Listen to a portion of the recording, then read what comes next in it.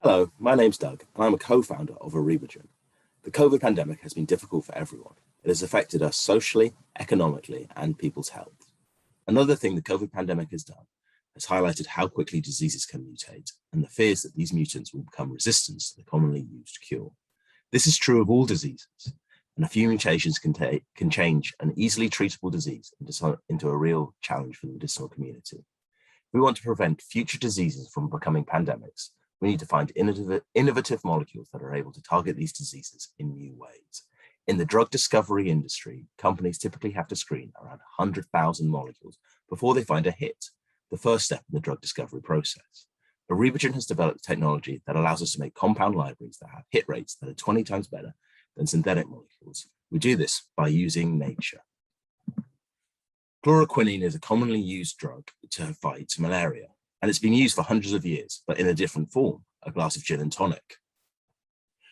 Quinine was first isolated from the bark of the cinchona tree, and this has been incorporated into tonic water to fight the disease malaria. In fact, the drink gin and tonic was invented by the British Army to ensure that their troops drank their life-saving malaria medicine.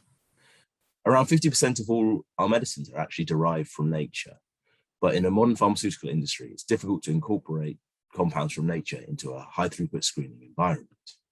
Erebagen has developed an engineering platform that helps to incorporate nature into a more modern pharmaceutical sector. We target the genomes of bacteria and are able to rationally engineer them to make them produce compounds that they wouldn't traditionally produce under laboratory conditions. Also importantly, once we find compounds with interesting bioactivities, we're able to further engineer the bacterial genomes to create structural derivatives. This allows us to move these molecules through hit to lead and into clinical trials much faster than using traditional synthetic methods. Erebagen is aiming to use our platform to generate new compound libraries, which we can use to screen against a range of different diseases and develop these in-house projects and with pharmaceutical partners.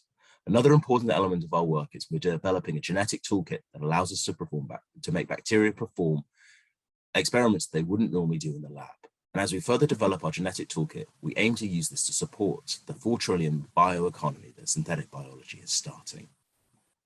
Erebagen has recently received an Innovate UK grant and received seed funding from a UK-based accelerator. And we're aiming to use this money to automate our engineering process with robotics and build a new library of compounds which we're able to use to target a range of different diseases.